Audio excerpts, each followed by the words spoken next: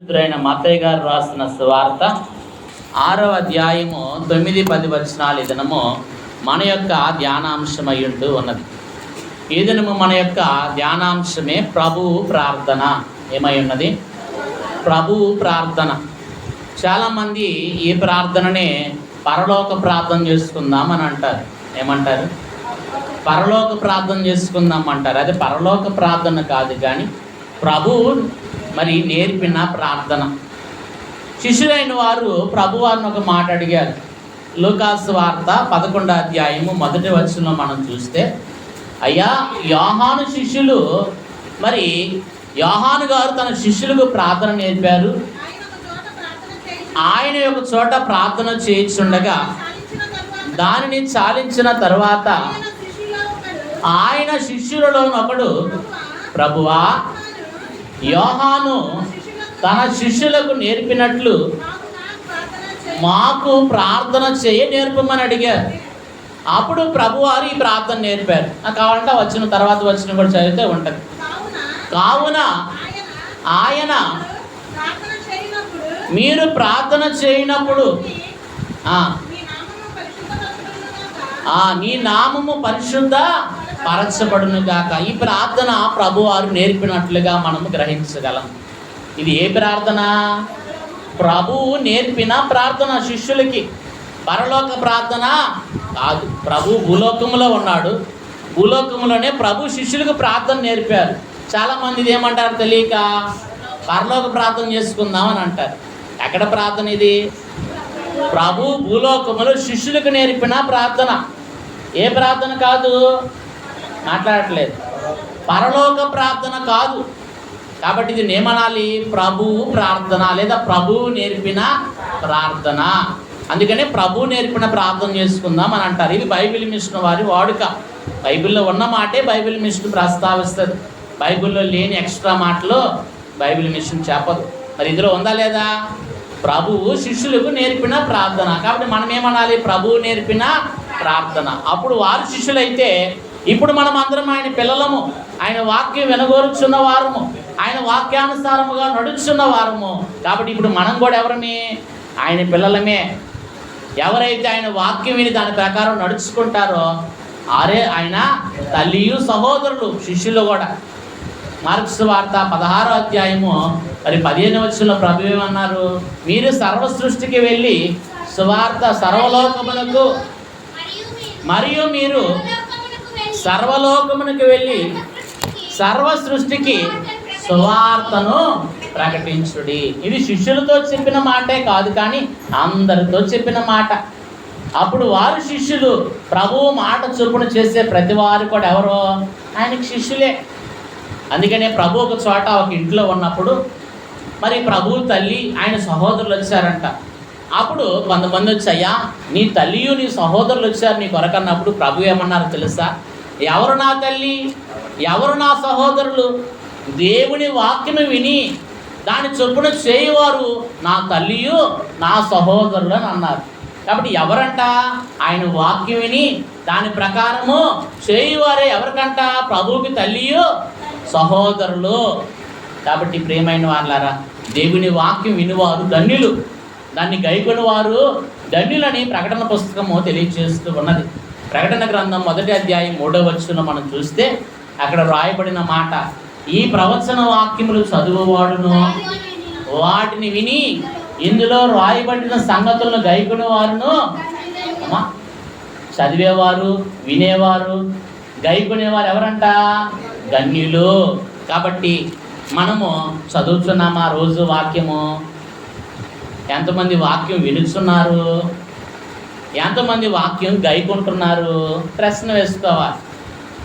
చదువు వచ్చిన వాళ్ళైతే వాక్యం చదువుతారు, చదువు రాని వారైతే వాక్యం వింటారు. చదువు వచ్చిన వారైతే చదవాలి, రెండోది వినాలి, మూడోది ఏం చేయాలా? గైకొనాల, వాక్య ప్రకారం నడవాల. ఇది గొప్ప సంగతి. మనము వాక్యము వినటం గొప్ప సంగతి, వాక్యం చదవటం ఇంకా గొప్ప సంగతి, కానీ వాక్య ప్రకారం నడవటమే గొప్ప సంగతి. ఇది ప్రభుకి ఇష్టం. వాక్య ప్రకారం మనం ఏం చేయాలా? ప్రవర్తించాలి. కాబట్టి వాక్య ప్రకారం నడిచినప్పుడు ప్రభు సంతోషిస్తారు. కాబట్టి ఈ దినము మన ధ్యానాంశము ప్రభు ప్రార్థన. ఇందులో ప్రాముఖ్యంగా మనం చూస్తే 3 భాగాలు ఉన్నాయి. ఒకటి పిలుపు, ఏమైనదంట పిలుపు. రెండోది మనం చూస్తే మనవి. మనవి అంటే మన అవసరతలు అక్కర్లు ప్రభుకు చెప్పటం. మూడవది మనం చూస్తే స్తుతి. సమయాన్ని బట్టి దినము 2 అంశాలు ధ్యానించుకుందాం. ఒకటి పిలుపు, రెండవది ఏంటి మనవి లేక ప్రార్థన, మూడవది స్తుతి. మొదటి మాట మనం జ్ఞాపకం చేసుకున్నట్లయితే పిలుపు ఏంటిదంట పిలుపు. అందుకని మనం చదవబడిన వాక్య భాగంలో ఏముంది? 9వ వచనంలో పరలోకమందున్న మా తండ్రి, ఇదే పిలుపు.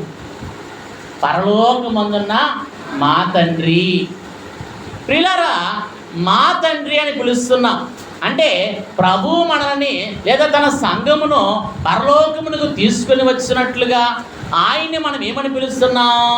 పరలోకమందున్న మా తండ్రి అని అతను ప్రభుని మనం ఏం చేస్తున్నాం? సంబోధిస్తూ ఉన్నాం. ఇంకా మనం చూస్తే సంఘ విశ్వాసులు అందరూ కూడా కలిసి ఏకీభావముతో పరలోకమందున మా తండ్రి అని చెప్పుటకు కూడా ఇది గుర్తుగా కనపడుతుంది. సహజంగా ఉదాహరణకి మనం చూస్తే పిల్లలు ఉన్నారు, తండ్రి వచ్చాడని ఏమంటారు? మా నాయన వచ్చాడని అంటారు. అంతేనా? ఏమంటారు? ఇప్పుడు భాష అయితే మా డాడీ వచ్చాడని అంటాం. పాతకాలంలో అయితే నాయన అనేవాళ్ళు, తండ్రిని ఏమనేవాళ్ళు? నాయన, లేకపోతే తండ్రి అనేవాళ్ళు. మా తండ్రి లేకపోతే మా నాయన వచ్చాడని అంటారే కానీ నా నాయన వచ్చాడని అంటారా? వాళ్ళకి పిల్లలు అలా పిల్లలు ఉన్నారు, 3 ఉన్నారు తండ్రికి. మరి వాళ్ళ నాన్న వచ్చినప్పుడు తండ్రి వచ్చినప్పుడు మా నాయన వచ్చాడు లేదా మా తండ్రి వచ్చాడు అంటారే కానీ నా నాయన వచ్చాడని అంటారా? అనరు. కనుక పిల్లలు ఎలాగో నా నాయన అని అనరో మనమందరము ప్రభు పిల్లలము కనుక మనం అందరము కూడా ఆయన ఏమంటాం? మా తండ్రి. ఏమంటాం? పరలోకమందున్న మా తండ్రి. ఇందాక పాడారు, పరలోకమందున వసించు మా తండ్రి, పరలోకమందున వసించు మా తండ్రి, పరిశుద్ధ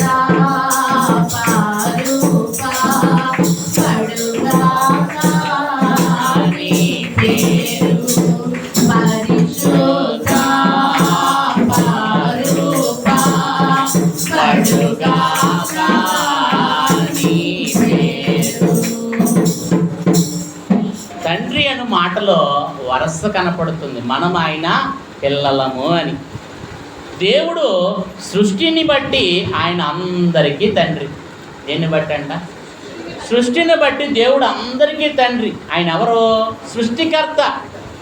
దైవజనులు దేవదాసయ్య గారు సెలవిస్తూ దేవుడు మానవుని కొరకు సృష్టిని కలుగు చేశాడంట. ఎవరిని కలుగు చేశాడు? మన కొరకు లేదా తన పిల్లల కొరకు సృష్టిని దేవుడు సృజించిన వారు లేదా కలుగు చేసిన వారై ఉన్నారు. మనలనేమో తన కొరకు చేసుకున్నాడంట. మనల్ని ఎవరి కొరకు చేసుకున్నారు? దేవుని కొరకు. కాబట్టి సృష్టి ఎవరి కొరకు? మానవుని కొరకు. మానవుడు ఎవరి కొరకు? దేవుని కొరకు. కాబట్టి మానవుడు దేవుని కొరకు చేసుకున్నాడు కనుక ఈ మానవుడు దేవుడిని ఏం చేయాలా? స్తుతించాలి, ఆయన్ని గణపరచాలి, ప్రార్థించాలి, ఆరాధించాలి. పరిశుద్ధుడైన యెషయా గారు రాసిన యెషయా గ్రంథము 43వ అధ్యాయము 21వ వచనం ఒకసారి చదువుకున్నట్లయితే యెషయా గ్రంథము 43:21 చూస్తే, నా నిమిత్తము నేను నిర్మించిన జనులు నా స్తోత్రమును ప్రచురము చేయుదురు. ఎవరు నిర్మించిన జనులంట? దేవుడు నిర్మించిన జనులు ఆయన ఏం చేయాలంట? స్తోత్రము చేయాలా. అందుకే నేను దైవజనులు పాడుకున్నారు, స్తోత్రము చేయుము సృష్టికర్తకు ఓ దేవా నరుడా, స్తోత్రము చేయుము సృష్టికర్తకు. కాబట్టి సృష్టిని బట్టి ఆయన అందరికీ కూడా ఏమై ఉన్నాడు? చెప్పాలి, తండ్రి అయి ఉన్నాడు. సృష్టిని బట్టి అందరికీ కూడా, ఈ భూలోకంలో ఎంతమంది ఉంటే అందరికీ కూడా ఆయన ఎవరు? తండ్రి. ఎందుకంటే సృష్టిని అందరూ వాడుకుంటున్నారు. వాడుకుంటున్నారా లేదా?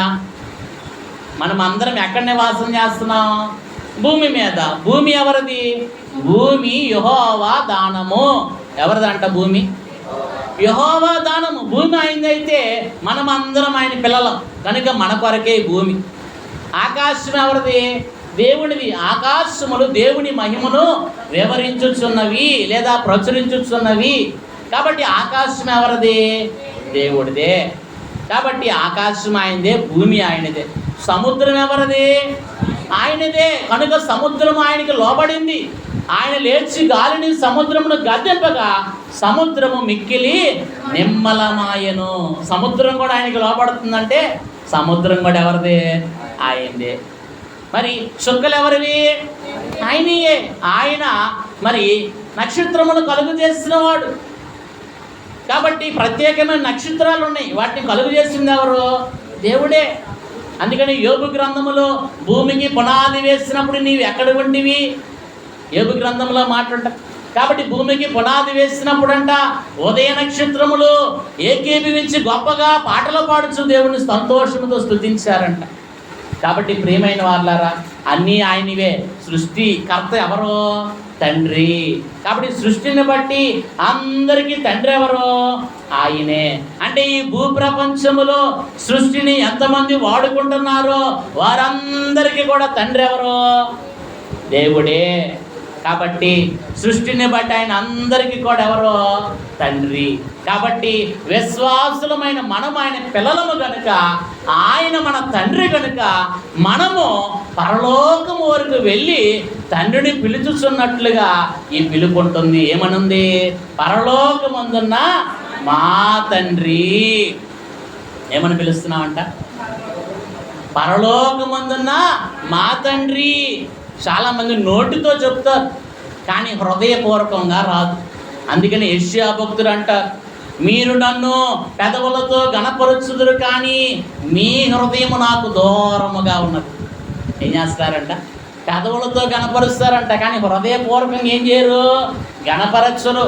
అందుకని మనం ప్రభువు ప్రార్థన చేసేటప్పుడు మోకరించి మరి కండ్లు మూసుకొని మనస్ఫూర్తిగా మనస్సుతో నాలుగుతో దేవుణ్ణి కనుక స్తుతి చేస్తే, అలా పిలిస్తే దేవుడు తక్షణమే మన దగ్గరకు వస్తాడు. దైవజనులు అన్నారు, మనసును నాలుకయో నీతో అనుదిన స్తుతి చేయున్. మనసును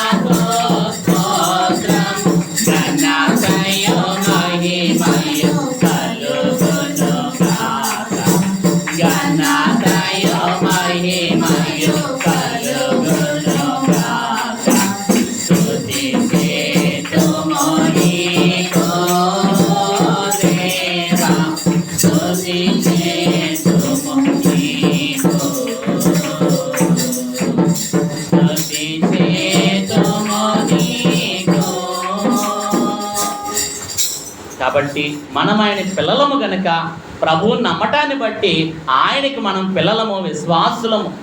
కాబట్టి విశ్వాసులమైన మనము మోకరించి ప్రార్థించేటప్పుడు పరలోకం వరకు వెళ్ళి తండ్రిని పిలుచుచున్నట్లు పరలోకమందున్న మా తండ్రి అని మనము మనస్ఫూర్తిగా పిలిస్తే ప్రభువు మన ప్రార్థన వినటానికి ఆయన సంసిద్ధంగా ఉంటాడు. ఉదాహరణకి చెప్తాను. పిల్లలు మరి తండ్రి ఎంతో పనిలో ఉన్నాడు.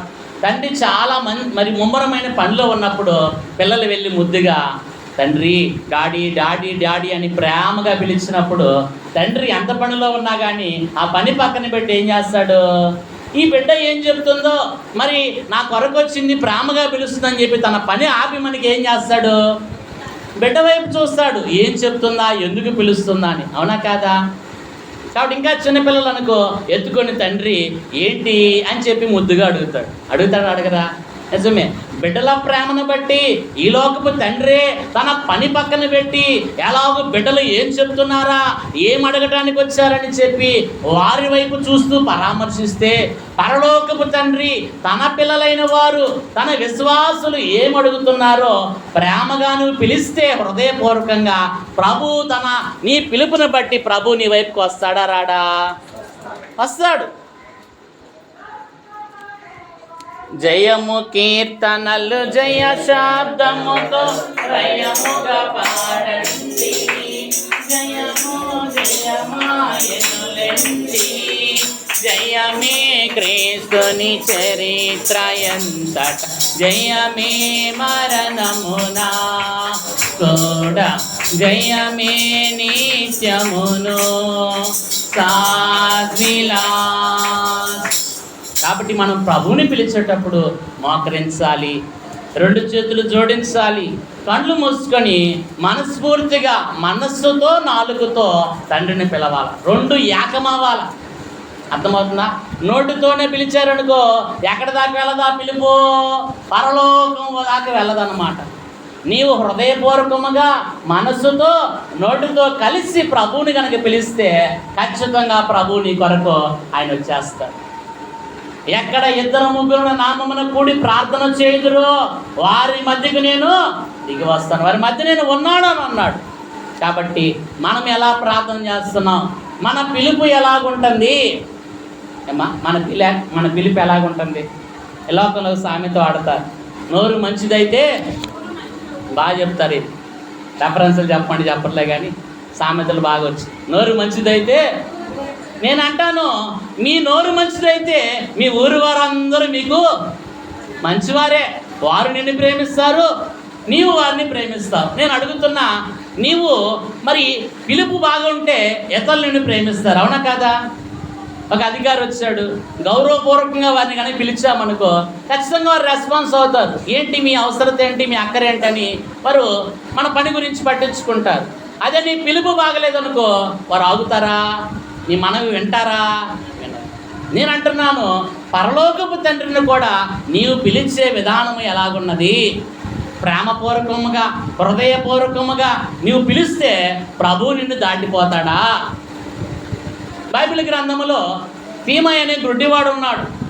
ఈ వ్యక్తి మార్గ మధ్యములో యేసు ప్రభు వారి మార్గం వెళుతూ ఉండగా జనసందోహము మరి వారు తెలుసుకున్నాడు అనమాట. ఆ వ్యక్తి ఎవరు వెళుతున్నారంటే యేసు ప్రభు వారు వెళ్తున్నారంటే, ఇతను గుడ్డివాడు కనుక యేసు ప్రభు ఎన్నో అద్భుతాలు స్వస్థతలు చేశారు, నన్ను కూడా బాగు చేస్తాడని చెప్పి ఈయన ఏమని పిలుస్తున్నాడు? దావీదు కుమారుడా నన్ను కరుణింపుము, కనికరింపుమని కేకలు వేస్తున్నారు. ఏసే విన్నట్టుగా వెళ్తూ ఉన్నారు. పక్కన ఉన్నవారు అంటున్నారు, ఊరుకావయ్యా ఆయన వెళ్ళలేదులే కానీ అని అంటే ఇంకా మరి ఎక్కువగా బిగ్గరగా కేకరేస్తున్నాడు. ఏమని? దావీదు కుమారుడా, దైవజనుడా నన్ను కనికరింపుము, కరుణింపుమని కేకలు వేస్తుంటే అప్పుడు ప్రభు వెళ్ళే వ్యక్తి ఆగిపోయాడు. అప్పుడు అయ్యా యేసు ప్రభు నిన్ను రమ్మన్నాడు అనగానే ఈయన తనకున్న వస్త్రము పైబట్ట తీసి పారవేసి, తనకున్న మరి భిక్షం అడుక్కుని ఆ పల్లెము పక్కన పడివేసి దిక్కున పరుగున ఎక్కడికి వచ్చారు? యేసు ప్రభు దగ్గరికి వచ్చి, మరి ఆయన దగ్గరికి వచ్చినప్పుడు ప్రభు అంటున్నాడు, నా వల్ల నీకు ఏమి కావాలి అని అంటే, అయ్యా నేను చూపు పొందగోరుస్తున్నాను అన్నప్పుడు ప్రభు ఆ వ్యక్తిని బాగు చేశాడు. ఇక అన్నీ విడిచిపెట్టి ఎవరిని వెంబడించారు? యేసు ప్రభు వారిని వెంబడించారు.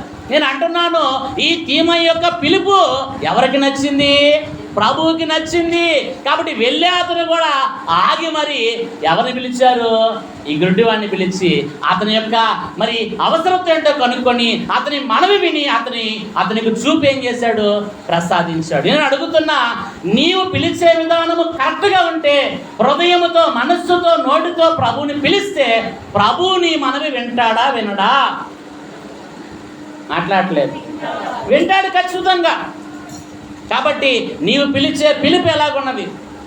అందుకనే బైబిల్ గ్రంథంలో సామెతల్లో ఒక మాట ఉంటుంది, మృదువైన మాట కోపమును చల్లార్చును.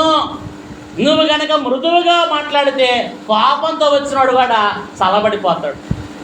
ఏమైపోతాడంట?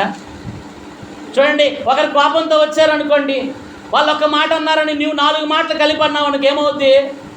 అక్కడ గొడవ పెద్దదవుతుంది. అదే వాళ్ళు 100 మాటలన్నీ తిట్టని నువ్వు మౌనంగా మృదువుగా మాట్లాడావనుకో, వారు కోపం ఏమైపోద్ది, చల్లబడిపోద్ది, వాళ్ళే వెళ్ళిపోతారు. అవునంటారా కాదంటారా? కాబట్టి ప్రియమైన దేవుని పిల్లలారా, నీవు దేవుణ్ణి ఎలా పిలుస్తున్నావు? కాబట్టి చాలామంది మోకరించి వాడుకగా ప్రార్థన చేస్తారు. దైవజనులు అన్నారు, ఇది ఆచార ప్రార్థన. ప్రార్థనలో కూడా ఏముంటుందంట? నామకార్థ స్థితి ఉంటుంది. నామకార్థం అంటే యథావిధిగా మోకరించి ప్రార్థన చేసేసేయటమే. కానీ మోకరించాకంట కొంతసేపు మనోనిదానం కుదిరేంత వరకు కూడా కాసేపు కనిపెట్టి ఆ తర్వాత మనోనిదానం కుదిరాక నీవు ప్రార్థన చేస్తే ఆ ప్రార్థన అంట ప్రభు సన్నిధికి చేర్చబడుతుంది. కాబట్టి మన పిలుపు ఎలాగుంది?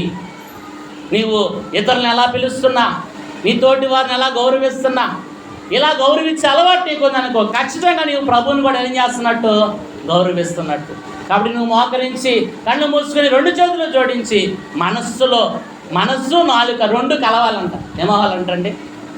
మనస్సును నాలుకనియు కలిసి దేవుని స్తుతిస్తే అంట ఆ స్తుతి దేవుడు అంగీకరిస్తాడు. కాబట్టి హృదయపూర్వకముగా ప్రభువుని పిలవాలి. ఏమని? పరలోకమందున్న మా తండ్రి అన్నప్పుడు ప్రభు టక్కన ఆయన పనులన్నీ ఆపేసి నీ దగ్గరకు వస్తాడు. ఏంటో నా కుమార్తె నన్ను పిలుస్తుంది, ఏదో మనవి ఉన్నది, ఏదో అక్కర ఉన్నది, ప్రార్థన చేస్తుంది, నేను వినాలి, నెరవేర్పేవాలని ఎవరు వస్తారు? ప్రభువే దిగి వస్తారు. కాబట్టి నువ్వు ఎలా ప్రార్థన చేస్తున్నావు? ప్రభు వారు ఒక సందర్భంలో అన్నారు. మత్తయి సువార్త 23వ అధ్యాయంలో మనం చూస్తే, మత్తయి సువార్త 23వ అధ్యాయంలో ప్రభు ఒక చక్కని మాట 23:9 మరియు భూమి మీద ఎవరిని తండ్రి అని పిలవవద్దని ప్రభు చెప్పుచున్నాడు. భూమి మీద ఎవరిని కూడా ఏమని పిలవకూడదంట. మరి అలాగైతే ఎవరిని పిలవకపోతే కన్నతండ్రిని కూడా కొట్టేస్తున్నట్టే అవుద్దిగా. అంటే దాని అర్థం అది కాదు. కానీ ప్రభు అంటున్నారు, పరలోకపు తండ్రితో భూలోకపు తండ్రిని సమానం చేయవద్దు. ఏం చేయకూడదంట అయ్యా? పరలోకపు తండ్రితో ఎవరిని సమానం చేయకూడదు? భూలోకపు తండ్రితో సమానం చేయకూడదు. పరలోకపు తండ్రి ఆయన సృష్టిని కలుగు చేసిన సృష్టికర్త. ఆయన సర్వమును కూడా ఎవరై ఉన్నారు? తండ్రి అయి ఉన్నాడు. ఏమై ఉన్నాడంట? సృష్టి అంతటిని కలుగు చేయడం బట్టి ఆయన ఎవరు? తండ్రి. అంతటి గొప్ప తండ్రిని ఎవరితో సమానం చేయకూడదంట? భూలోకపు తండ్రితో సమానం చేయకూడదు. నేను అంటాను, భూలోకపు తండ్రి కంటే గొప్పవారు ఆయన. ఈ తండ్రిని మనకి ఇచ్చింది ఎవరు? ఏమ్మా, ఒకప్పుడు మీ తల్లిదండ్రులు విడివిడిగా ఉన్నారు. వారిద్దరిని సమయం వచ్చినప్పుడు జత చేసింది ఎవరు? దేవుడే. దేవుడే వారి ఇరువురిని ప్రేమించి బిడ్డలనిచ్చింది ఎవరు? ఆ బిడ్డ పెద్దవాడి ప్రార్థన చేసే ప్రార్థనాపరుడుగా మార్చింది ఎవరు? ఇప్పుడు ఇంతకీ ఏ తండ్రి గొప్ప అంటారు? అలా అని చెప్పి భూలోకపు తండ్రిని తక్కువ చేయడం కాదు. కానీ ఆయన అందరినీ కలుగు చేసిన, సర్వమును కలుగు చేసిన సృష్టికర్త. ఆయన అందరికీ తండ్రి. అవునా కాదా? ఆ ఉద్దేశంతో ప్రభు అన్నాడు. కాబట్టి భూలోకపు తండ్రితో ఆయన ఏం చేయకూడదు? సమానం చేయకూడదు. కాబట్టి ప్రియమైన వారులారా, అందుకనే మనం ప్రార్థన చేయనప్పుడు ఏం చేయాలంట? పరలోకమందున్న మా తండ్రి అని సంబోధించినప్పుడు ప్రభువు కూడా అంట మనం మనవి వినటానికి ఆయన సంసిద్ధంగా ఉంటాడు. కాబట్టి మన పిలుపు ఎలాగుందో ఒక్కసారి మనల్ని మనం ఏం చేయాలి? జ్ఞాపకం చేసుకోవాలి. పరలోకమందున్న తండ్రిని పిలిచినప్పుడు పిల్లలు తమ తండ్రిని ఎంత చనువుగా ప్రేమతో పిలుతురో అట్లు మనమును ఆయనను పిలవవలయును. మనము పాపాత్ములము గనుక న్యాయ ప్రకారము చూచిన అంత చనువుతో మనము ఆయనను పిలవకూడదు. మనం ఎవరమంట? పాపాత్ములము గనుక ఆయనంత చనువుతో పిలవలేము. ఎవరిని బట్టి పిలవగలుగుతున్నాం? యేసు ప్రభు వారిని బట్టి మనం ఆయన్ని పిలుస్తున్నాం. అవునంటారా కాదంటారా? ఈ ప్రార్థన ఎవరు నేర్పారని చెప్పాను మొదటే? ప్రభువు నేర్పిన ప్రార్థన. ప్రభువారు మనకు నేర్పారు కనుకనే ఆయన్ని బట్టి మనం ఇలా పిలుస్తున్నాం. ఎవరిని బట్టి అమ్మా? ప్రభువుని బట్టే. మనమైతే పాపాత్ములం, తండ్రి సన్నిధికి మనము సమీపించలేము. ఎవరి ద్వారా సమీపించగలుగుతున్నాం? ప్రభువుని బట్టి, ఆయన శిలువ కార్యమును బట్టి, ఆయన యొక్క ప్రేమను బట్టి మనం ఆయన్ని సమీపించగలుగుతున్నాం. ఆయన్ని బట్టి మనం ప్రేమతో మనమందరం ఆయన పిల్లలము కనుక ఏమని పిలుస్తున్నాం? పరలోకమందున్న మా తండ్రి అని పిలిచినప్పుడు ప్రభు అంట తక్షణమే మన వైపు చూస్తాడు. ఏం చేస్తాడంట? రెండో మాట ఏం చెప్పాను? మనవి. ఏమాట చెప్పాను? మనవి లేక ప్రార్థన. మనం మనవి వినటానికి ప్రభు మన మధ్యకి వచ్చేస్తారు. ఇక్కడ మనవిలో కూడా 3 మాటలు ఉన్నాయి. ఒకటి దేవుని గురించిన మనవి. ఎవరిని గురించి అంట? దేవుని గురించిన మనవి లేదా ప్రార్థన. రెండవది మన శరీర జీవమును గురించిన ప్రార్థన. మూడవది మన ఆత్మ జీవమును గురించిన ప్రార్థన. 3 మాటలు ఉన్నాయి మనవిలో కూడా. ఒకటి ఏంటంట? దేవుని గురించిన మనవి.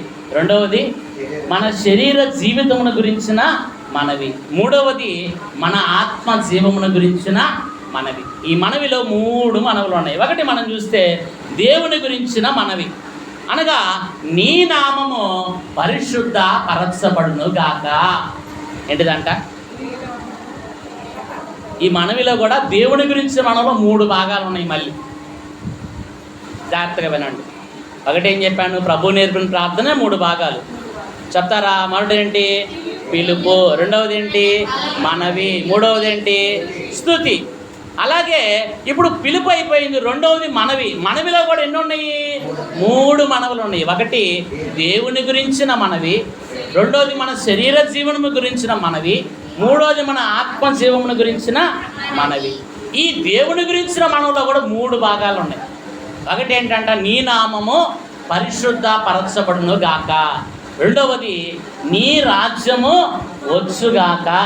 మూడవది నీ చిత్తము పరలోకమందు నెరవేరుస్తున్నట్లు భూమి యందును నెరవేరునుగాక. ఈ 3 కూడా దేవుని గురించిన మనవులు అన్నమాట. అవునా కాదా? అందుకనే మీరు ఆ ప్రార్థన అంతా కూడా మరి చివరిలో చేసుకుంటాం. మీరు ఒక్కసారి కనుక ఇంటికి వెళ్ళి కూడా నెమరు వేసుకుంటే క్లియర్గా అర్థమవుతుంది. పరలోకమందున్న మా తండ్రి. ఇదేంటి? పిలుపు. తర్వాత 3 వచ్చేసరికి మనవులు అన్నమాట. దేవుని గురించిన మనవి. నీ రాజ్యము వచ్చుగాక, నీ చిత్తము పరలోకమందు నెరవేర్చున్నట్లు ఎక్కడ నెరవేరాలంట? భూమి యందు నెరవేరును గాక. నీ నామము పరిశుద్ధ పరచబడును. ఈ 3 కూడా మనవులు. ఒకటి దేవుని నామము పరిశుద్ధపరచబడాలి. ఎలా పరిశుద్ధపరచబడుతుంది? ఏమ్మా? దేవుని నామమే పరిశుద్ధమైనది. మరి ఇది ఇంకా ఎలా పరిశుద్ధపరచబడుతుంది అంటే మన యొక్క మరి పిలుపును బట్టి, అలాగే మనము చేసే క్రియలను బట్టి, మనము దేవుని గణపరిచే విధానమును బట్టి గణపరచబడుతుంది. అవునా కాదా? ఉదాహరణకి ప్రభు మొట్టమొదటిగా తన నామాన్ని ఎలా ప్రచురపరిచారు?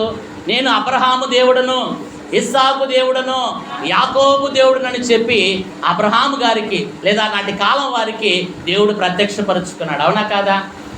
తర్వాత కొంతకాలానికి దేవుడు మోషే దగ్గరికి వచ్చేసరికి నిర్గమాకాండము 3వ అధ్యాయం 14వ వచనంలో మోషే అడిగాడు, అయ్యా నువ్వు ఐగుప్తుకి వెళ్ళి నా ప్రజల్ని విడిపించమంటున్నావు, నేనేమని చెప్పాలి?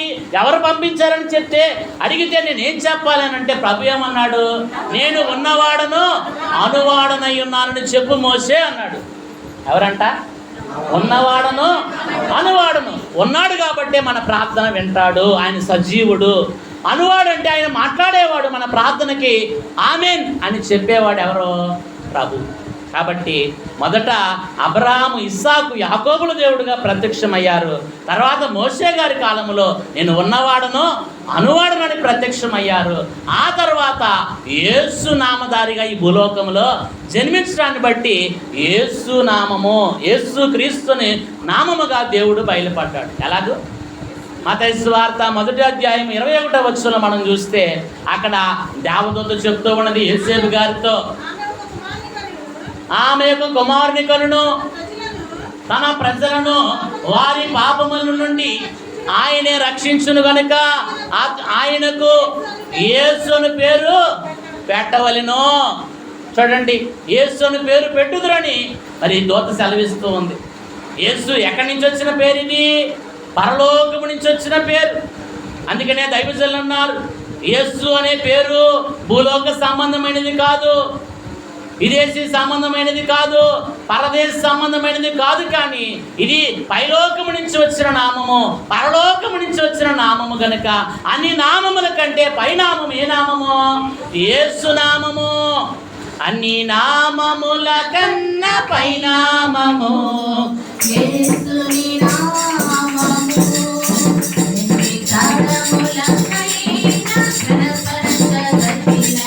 క్రీస్తు నామము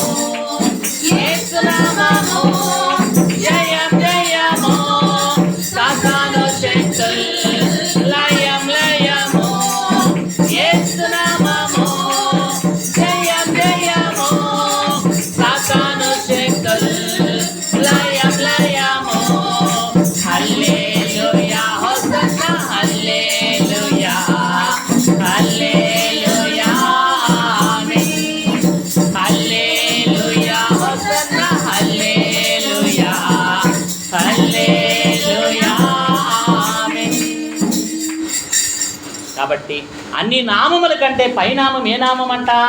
యేసు నామము. ఆ నామములోనే మనం ఏమవుతామంట? రక్షింపబడాల. అపోస్తలుల కార్యగ్రంథము 4వ అధ్యాయం 12వ వచనంలో చక్కని మాట మనం చూస్తూ ఉన్నాం. ఇదిగో మనము ఆకాశము క్రింద ఇవ్వబడిన మరి ఏ నామములో మనకి ఏం దొరకదంట?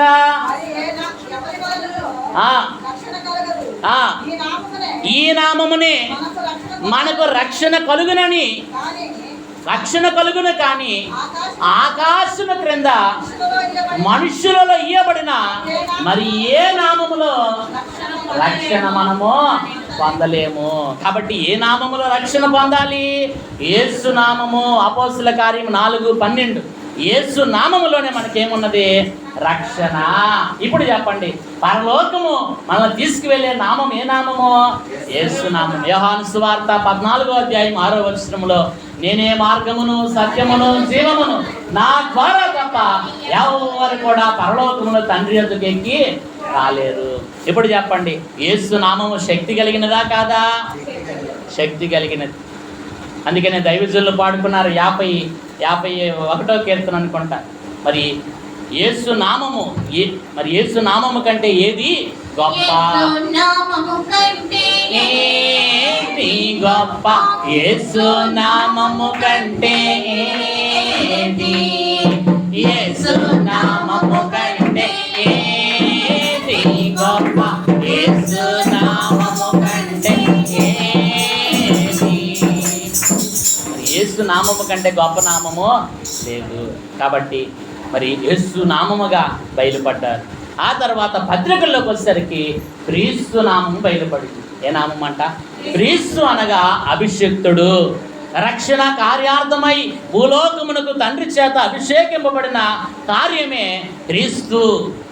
అందుకనే మరి క్రీస్తు అనగా అభిషిక్తుడు అని అర్థం. మత్తయి సువార్త 1వ అధ్యాయం 1వ వచనంలో ఉంటుంది, యేసు క్రీస్తు అనగా, క్రీస్తు అనగా ఫుట్ నోట్లో 1 అని వేసి కింద ఫుట్ నోట్లో ఉంటుంది. క్రీస్తు అనగా అర్థం ఏంటి? అభిషిక్తుడు. కాబట్టి ప్రియమైన వారులారా, ఆయన నామం ఏమవ్వాలంట? పరిశుద్ధపరచబడాల.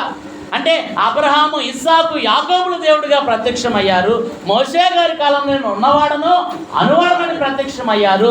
ఆ తర్వాత ప్రభువే ఈ భూలోకంలో రక్షణ కార్యార్థమై యేసు నామధారిగా ఈ భూలోకంలో ఏం చేశారు? నీ కొరకు నా కొరకు జన్మించారు. మనకు రక్షణ కార్యము మరి జరిగించారు. అలాగూ పత్రికల్లోకి వచ్చేసరికి మెస్సయ్య క్రీస్తుగా ఆయన ఏమయ్యాడు? మరి ప్రత్యక్షమయ్యారు.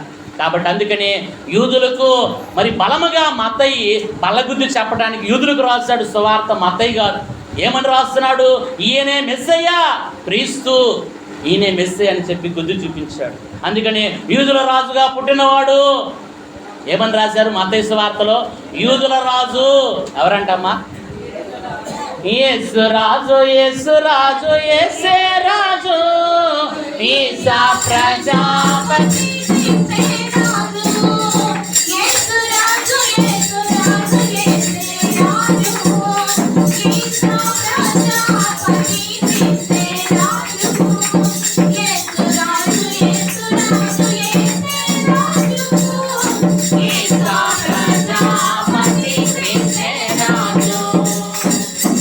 కాబట్టి ఆయన నామం ఏమవ్వాలంట? పరిశుద్ధపరచబడాల. ఇప్పుడు పరిశుద్ధపరచబడట్లేదు. కారణం ఏంటంటే అందరూ ఆయన నామాన్ని ఏం చేయట్లేదు? ఘనపరచబడట్లా. ఆయన నామం పరిశుద్ధపరచబడుకుంటుటకు అనేక చిక్కులు గలవు అన్నారు. ఏంటయ్యా చిక్కులు అంటే, కొందరు సృష్టిని పూజించుట వలన దేవుని నామము ఘనపరచబడుట లేదు. కొంతమంది ఏం చేస్తున్నారంట? సృష్టిని పూజిస్తున్నారు. సృష్టికర్తని విడిచిపెట్టి ఏం చేస్తున్నారు? సృష్టిని పూజించడాన్ని బట్టి ఆయన నామం ఏమవ్వట్లేదు? ఘనపరచబడట్లేదు. అలాగే మరి ఇతర మత గురువులు, ఇతర దేవుళ్ళని పిలువబడిన వారు ఆయన నామము ఘనపరచబడుటకు అడ్డుగా ఉన్నారు. కనుక ఈ ఆటంకములన్నీ తొలగిపోయేటట్లు మీరు ప్రార్థన చేయవలెను. మీరు ప్రార్థన ఏం చేయాలా? ఈ ఆటంకాలన్నీ తొలగిపోయేటట్టు ఏం చేయాలా? ప్రార్థన చేయాలా. ఈ అడ్డులన్నీ, చిక్కులన్నీ ఆయన నామం పరిశుద్ధపరచబడిన కాకని ఈ ఆటంకములు తొలగించమని కూడా మనం ఏం చేయాలి? ప్రార్థన చేయాలి. ఇది కూడా ఒక మనవి లేదా ప్రార్థన. రెండోది ఏం చెప్పాను? దేవుడి మనవిలో నీ రాజ్యము వచ్చుగాక. ఏం కావాలంట? ఆయన రాజ్యం కావాలి. చూడండి, దొంగ కూడా కుడివైపు నుండి ఏమని కోరుకున్నాడు? అయ్యా, నేను ఇక మారు మనసు పొందుతాను, ఇక నుంచి దొంగతనం చేయను, ఇక నుంచి పాపాలు చేయను ప్రభువా, నన్ను విడిచిపెట్టయ్యా, ఈ సిలువ నుంచి నన్ను రక్షించాయని అడగాల. ఏమో అలా అడిగాడా? అలా అడగల. యేసు నీ రాజ్యముతో వచ్చినప్పుడు నన్ను జ్ఞాపకం చేసుకో, అంటే ఈ భూలోక బ్రతుకు నాకు వద్దయ్యా, నాకు ఇక పరలోకం కావాలి, నీ రాజ్యంలో నాకు పాలు కావాలయ్యా, ఇంతవరకు చాలు ఈ భూలోకం బ్రతుకని ఆ దొంగ ఏం కోరుకున్నాడు? నీ రాజ్యముతో వచ్చినప్పుడు నన్ను, అంటే దొంగ కూడా ఏం కావాలంటయ్యా? పరలోక రాజ్యం కావాలి. అలాగే జబదయి తల్లి కూడా ఏమడిగిందో తెలుసా? యేసు ప్రభు వారు ఉంటే ఆయన దగ్గరికి వచ్చి, అయ్యా నీ కుడి పక్కన నా కొడుకు ఒక కొడుకుని, నీ ఎడం పక్కన ఒక కొడుకుని కూర్చోబెట్టుకయ్యా నీ రాజ్యంలో. ఏమని అడిగింది? ఇద్దరు కొడుకులు ఎవరు? యాకోబు, యోహాను, జబదయి తల్లి. ఈ మధ్య అడుగుతుంది, నీ కుడి పక్కన నా కొడుకు ఒకడిని, ఎడం పక్కన ఒక కొడుకుని కూర్చోబెట్టుకుని రాజ్యంలో. అంటే అప్పుడు ప్రభు అన్నాడు, ఇదిగో రాజ్యంలో కూర్చోబెట్టు, నా వశంలో లేదు, కానీ అది తండ్రి వశంలో ఉన్నది. ఎవరిని దేవుడు ఉద్దేశిస్తే వాళ్ళని కూర్చోబెడతాడని అన్నారు. అవునా కాదా? చూడండి, జబదయి తల్లికి కూడా ఏం కావాలా? ఆయన కొడుకులకు కూడా ఏం కావాలా? రాజ్యం కావాలంట. కుడివైపు దొంగకు కూడా రాజ్యం కావాలా. మరి నీకు వద్దా రాజ్యము? అందుకని ఏమని అడుగుతున్నావు? నీ రాజ్యము వచ్చుగాక అని ప్రార్థన చేస్తున్నావు. మరి ఆయన రాజ్యములో మనం ఉంటే మనము ధన్యులమే. అక్కడ ఆ రాజ్యములో ఏడుపు ఉండదు, చీకటి ఉండదు, పళ్ళు కొరుకుట ఉండదు, దుఃఖం ఉండదు, నిత్యము సంతోషమే, యుగ యుగాలు ప్రభువుతో కలిసి జీవించే జీవితమే ఆ రాజ్యం. అందుకని మీరు అందరూ ఏం కోరుకుంటున్నారు? ఆ రాజ్యం కావాలయ్యా మాకు. కాబట్టి నీ రాజ్యం వచ్చునుగా కనుక ఆయన సంఘము వృద్ధి పొందునుగా కానీ అర్థం. ఆయన సంఘం వృద్ధి పొందాలా, ఆయన సంఘం పరిపూర్ణంగా వధువుగా తయారవ్వాలా, అప్పుడు మేఘం ఎక్కుతుంది. కాబట్టి ఈ ఆయన నమ్మిన వారి గుంపు వృద్ధియోగునుగా కానీ అర్థము. ప్రభువుని గురించి అందరికీ తెలిసినప్పుడు అనేకులు రక్షణ అంగీకరించి సంఘములోకి ప్రవేశింతురు. ఈ సంఘమే ప్రభు యొక్క రాజ్యము. నీ రాజ్యము వచ్చుగాక అన్నప్పుడు అన్ని మిషన్లు చేయు స్వార్థ పనిని దీవించుమని జ్ఞాపకం చేసుకొని ప్రార్థన చేయాలంట. ఏం చేయాలంట? అయ్యా నీ రాజ్యం రావాలంటే అన్ని మిషన్ల వారు చేసే స్వార్థ పనిని దీవించయ్యా, అందరినీ మీరు అక్కడికి సిద్ధం చేయయ్యా, అందరూ నీ రాజ్యంలో ఉంటారయ్యా అని చెప్పి మనం ఏం చేయాలా? ప్రార్థన చేస్తే అప్పుడు ఆయన రాజ్యం ఏమవుతుందంట? వస్తుంది. కాబట్టి మూడవ మనం చూస్తే, నీ చిత్తము పరలోకమందు నెరవేర్చున్నట్లు భూమి యందును నెరవేరునుగాక. ఆయన చిత్తం ఎక్కడ నెరవేరుతుందంట? పరలోకంలో నెరవేరుతుంది. భూలోకంలో కూడా ఏం కావాలంట? ఆయన చిత్తము నెరవేరాల. అప్పుడే ఆయనకి సంతోషం. కానీ వాస్తవానికి భూమి మీద ఆయన చిత్తము నెరవేరట్లేదు. దైవజనులు అన్నారు, మరి 10,000 మందిలో ఒక్కరు కూడా పరిపూర్ణముగా ఆయన చిత్తమును నెరవేర్చటలేదు. ఏంటంటయ్యా? 10,000 మందిలో ఒక్కరు కూడా ఆయన చిత్తాన్ని నెరవేర్చలేరంట భూలో. ఇప్పుడు చెప్పండి, 10,000 మందిలో సుందరుడు ఎవరంటే ప్రభువుని చూపించు. ఆయన ప్రత్యేకమైన వాడు. పరమగీత గ్రంథం 5వ అధ్యాయంలో ఉంటుంది, నా ప్రియుడు ధవలవర్ణుడు, రత్నవర్ణుడు. 10,000 మంది పురుషుల్లో కూడా అతను ఎవరో శ్రేష్ఠుడు, అతన్ని గుర్తించవచ్చు. కానీ ఇక్కడ ఏమంటున్నారు దైవజనులు? 10,000 మంది కూడా కలిసినా కూడా 10,000 మందిలో ఒక్కడు కూడా ఆయన చిత్తాన్ని పరిపూర్ణంగా ఏం చేయలేడు, సంపూర్ణంగా నెరవేర్చలేడు.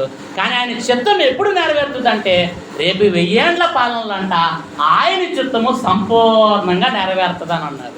ఎప్పుడంటమ్మా? 1000 ఏండ్ల కాలములో అంట ఆయన చిత్తము సంపూర్ణముగా ఏమవుద్ది? చాలా మట్టుకు నెరవేరును. దేవుని చిత్తము నెరవేరుకున్నట్టుకు ఆటంకాలు ఏంటంటే, ఒకటి శరీరము, రెండవది లోకము, మూడవది స్వజనులు, నాలుగవది వ్యాధులు, ఐదవది మనస్సు, ఆరవది సాతాను, ఆ తర్వాత 7వది ఆటంకములు. ఇవన్నీ కూడా దేవుని చిత్తం నెరవేరకుండా చేస్తాయి అంట. ఒకటి మళ్ళీ చెప్తాను. ఒకటి శరీరము, 2 మనస్సు, 3వది స్వజనులు అంటే మన సొంత వారే, 4వది వ్యాధులు, ఏంటంట వ్యాధులు, 5వది సాతాను, 6వది లోకము, 7వది లోకంలో ఉన్న ఆటంకాలు. ఇవన్నీ కలిసి అంట దేవుని చిత్తం నెరవేరకుండా ఇవన్నీ ఆటంకంగా ఉన్నాయి, అడ్డుగా ఉన్నాయి. కాబట్టి మీరు ప్రార్థన చేయనప్పుడు ఈ ఆటంకములన్నీ తొలగించమని జ్ఞాపకం ఉంచుకొని ప్రార్థన చేయాలంట. ఏం చేయాలంట? జ్ఞాపకం ఉంచుకొని ప్రార్థన చేయాలి. చూడండి, ప్రభు ప్రార్థనలో ఇంత పరమార్థం ఉన్నది. దైవజనులు ఎన్నో విషయాలు మనకు అందించారు. కాబట్టి ఇంక మిగతా విషయాలు వచ్చే వారం ధ్యానించుకుందాం. కాబట్టి ఒక్కసారి రిమైండ్ చేసుకొని ముగించుకుందాం. ఒకటి మనం చూస్తే ప్రభు ప్రార్థనలో 3 భాగాలు ఉన్నాయి. చెప్పాలి, ఎన్ని భాగాలు? 3 భాగాలు. ఒకటేంటి? పిలుపు, రెండవది మనవి, మూడవది స్తుతి. అలాగే ఇప్పుడు మనం పిలుపు అంటే ఏంటో జ్ఞాపకం చేసుకున్నాం. పిలుపు అంటే ఏంటి? పరలోకమందున్న మా తండ్రి, ఇది పిలుపు. అంటే దీని మనసుతో నాలుగుతో కలిసి దేవుణ్ణి స్తుతిస్తూ ఆయన పిలిస్తే ప్రభు మన వినటానికి తక్షణమే మన దగ్గరకు వస్తారు. మనవిలో కూడా 3 భాగాలు ఉన్నాయని చెప్పాను. ఒకటేంటి? దేవుని గురించిన మనవి ఒకటి, రెండవది మన శరీరమును గురించిన మనవి, మూడవది మన ఆత్మీయ జీవనమును గురించిన మనవి. కాబట్టి శరీరమును గురించిన మనవి మనం ధ్యానించుకోవాలి. ఒకటి ఏం చేసుకున్నాం? దేవుని గురించిన మనవి వరకే దినము ధ్యానించాం. దేవుని గురించిన మనవి కూడా 3 భాగాలు ఉన్నాయి ఇందులో. ఒకటేంటి? అయ్యా నీ నామము పరిశుద్ధపరచబడును గాక. రెండవది ఏంటి? నీ రాజ్యము వచ్చుగాక. మూడవది ఏంటి? నీ చిత్తము పరలోకమును నెరవేర్చున్నట్లు భూమి యందు నెరవేరును గాక. ఈ 3 మనవులు ఎవరికి సంబంధించినవి? దేవునికి సంబంధించినవి. ఖచ్చితంగా మనం ఏం చేయాలి? జ్ఞాపకం ఉంచుకొని ఈ 3 మనములు చెప్పాక అప్పుడు మన శరీరం గురించి, మన అవస్థతల గురించి, ఆ తర్వాత మన ఆత్మీయ జీవనము గురించి ఏం చేయాలా? ప్రార్థన చేయాలి. కాబట్టి మోకరించి మనము హృదయపూర్వకంగా ఏం చేయాలా? పరలోకమందున్న మా తండ్రి అని ఆయన పిలిచి ప్రేమపూర్వకంగా అప్పుడు మనం మనవి చెప్పాలా. ఆయన మన దగ్గరకు వస్తాడు. అప్పుడు మనం ఏం చేయాలా? నీ నామము పరిశుద్ధపరచబడును గాక, మీ రాజ్యము వచ్చుగాక, మీ చిత్తము పరలోకమందు నెరవేర్చున్నట్లు భూమి యందును నెరవేరును గాక అని మనం ఏం చేయాలా? మనం మనవి దేవుడికి చెప్పాలి. అప్పుడు దేవుడు ఏం చేస్తాడు? మన మనవి ఆలకిస్తాడు. మనం మనవి చెప్పేటప్పుడు కొన్ని ఆటంకాలు చెప్పాం. ఆయన నామము భూలోకం, ఆయన నామము పరిశుద్ధపరచబడట్లా. కారణం ఏంటి? సృష్టిని పూజించేవారు ఎక్కువ ఉన్నారు. ఆయా రకమైన అడ్డులు, ఆటంకాలను ఇవి తొలగిపోయేటట్లు ఏం చేయాలా? ప్రార్థన చేయాలి. రెండవ మనవిలో ఏముంది? ఆయన రాజ్యం రావాలంటే ఏముందంట? ఆటంకాలు ఉన్నాయా లేవా?